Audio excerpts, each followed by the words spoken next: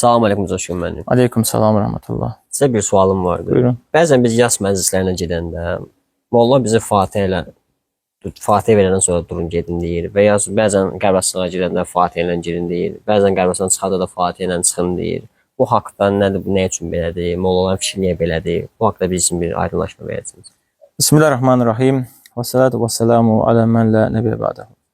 Həqiqətən bizim belə deyək yas məclislərində belə deyək sünnət var.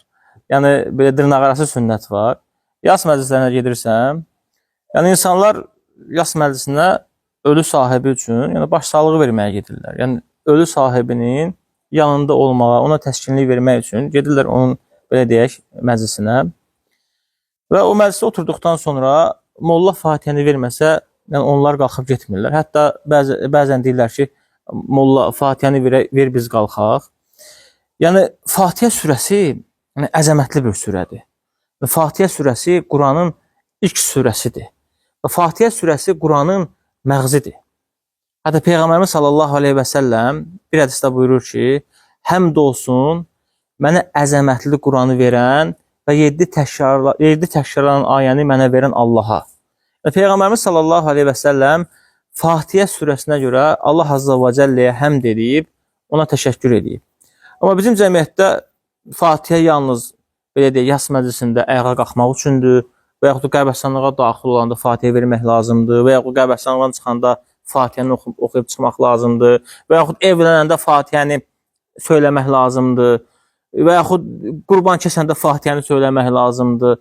Yəni hərə nə edirlərsə ancaq Fatihə və Fatihənin mənasını anlamırlar. Fatihəni başa düşmürlər ki, Fatihə Quranın məğzidir.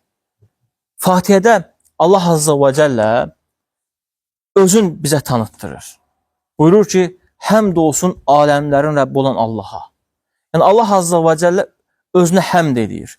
Yəni aləmlərin Rəbbi, nə qədər ki aləmlər var, Allah buyurur ki, ey qullarım, bu qədər aləmləri yaradan Rəbbiniz tərifə layiqdir, sənaya layiqdir, övgüyə, mədhə layiqdir. Yəni sən göy yaradan, yeri yaradan, göydən yerə su endirən və cürəbəcür məxluqatlar yaradan, çaylar yaradan, dənizlər yaradan, ağaclar yaradan, günəşi şərqdə çıxardıb, məğribdə batıran, gecəni gündüz edən, gündüzü gecə edən, aləmlərin Rəbbini tərifləyirsən. Sən Allahım, bu qədər məxluqatları sən yaratmısan. Sən bunları yaratdığın üçün həqiqətən də həmdə layiqsən, övgüyə layiqsən, sənaya layiqsən. Allaha tərif edirsən. Sonra deyirsən ki, Allahım, sən rəhimlərin ən rəhimlisisən. Yəni sən bu dünyada hətta kafirlərə belə rəhm edənsən. Möminlərə axirətdə xüsusi rəhm edəcəksən. Amma bu dünyada bütün insanlara, bütün məxluqata, sənə küfr edən qullarına belə sən rəhmənsən, onlara rəhm edirsən.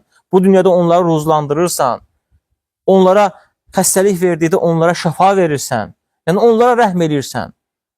Allahım, sən rəhimlərin ən rəhimlisisən. Sonra deyirsən ki, Məlik yevmiddin. Deyirsən ki, ey Rəbbim, həqiqətən də sən qiyamət gününün sahibisən, Məlikisən, hökümdarısan, bütün qullar sənə hesabat verəcək. Sən burada Allahı tərifləyirsən. Sonra Allahın rəhimli olduğunu deyirsən. Sonra Allahın məlik olduğunu deyirsən, mütləq hökmdar olduğunu deyirsən. Yəni Fatihə görün nə qədər əzəmətli bir surədir. Sonra da deyirsən ki, Allahım, bax sən Allahsan, sən Rəbsən, sən Rəhmənsən, sən Rahimsən, sən Məliksən və mən də ya Rab, yalnız sənə ibadət edirəm. İyyəkə nə'budu, ya Rab, bütün ibadətlərim sənədir. İxlasla ibadətlərimi yalnız sənə sərf eləyirəm. Yəni dua edərkən yalnız sənə dua edirəm. Qurban kəsərkən yalnız sənin üçün qurban kəsirəm. Və digər nə qədər ki ibadətlər var, hamısını sənə sərf edirəm. Bütün ibadətlərimin hamısını sənə yönəldirəm.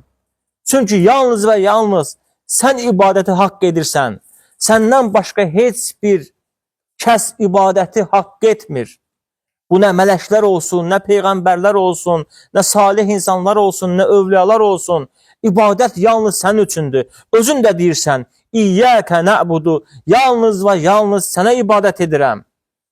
Və iyyəkə nəstəin, və yalnız ya Rab, səndən kömək diləyirəm.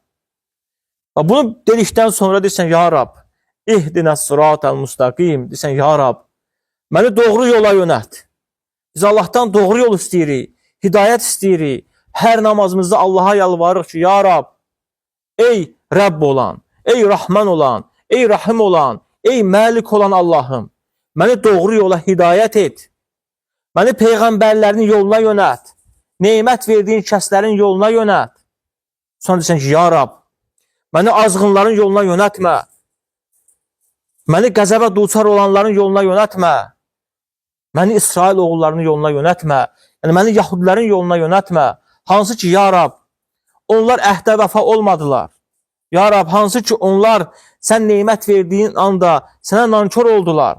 Sən onları Fironun zülmündən qurtardın. Dənizdən keçirdin. Onlara Musanı göndərdin. Buna baxmayaraq, onlar sənə asi oldular.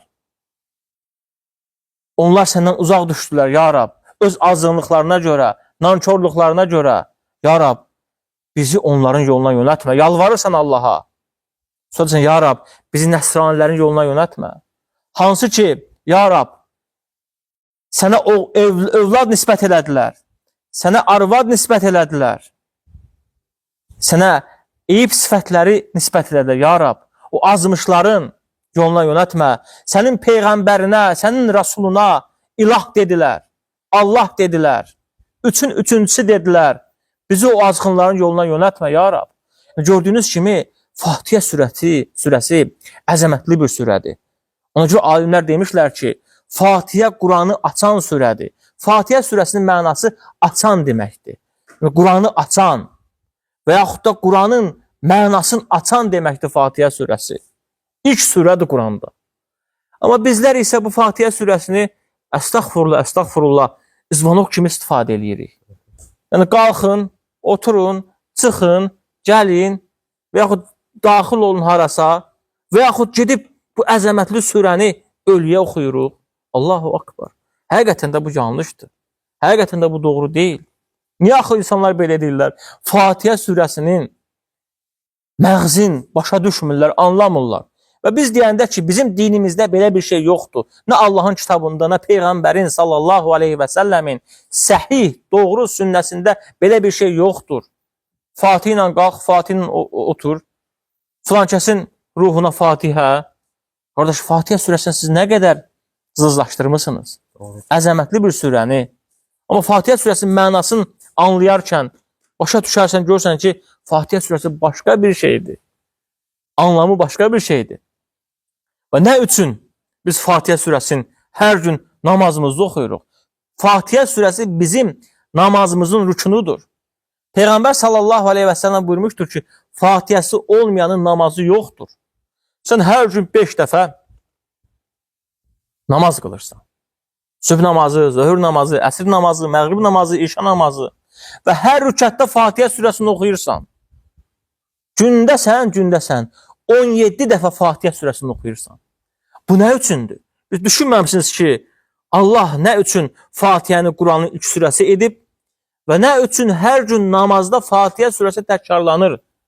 Yəni, bu Fatihə surəsinin böyük anlamı olduğu üçün, böyük mənası olduğu üçün, Quranın müxtəsər məzmunu olduğu üçün Fatihə surəsini biz hər gün oxuyuruq. Əgər biz Fatihə surəsini anlasaq, başa düşsək, Quranı anlayarıq, Quranı başa düşərik. Ona görə də, əziz müsəlman qardaşlarım, Fatihə surəsini anlamağa çalışın. Fatihə surəsinin, belə deyək, kimisə ruhunu oxumaqla və yaxud qalx, otur, çıx və yaxud qərbərstanlığa daxil olarkən, qərbərstanlıqdan çıxarkən, belə bir şeylər yoxdur.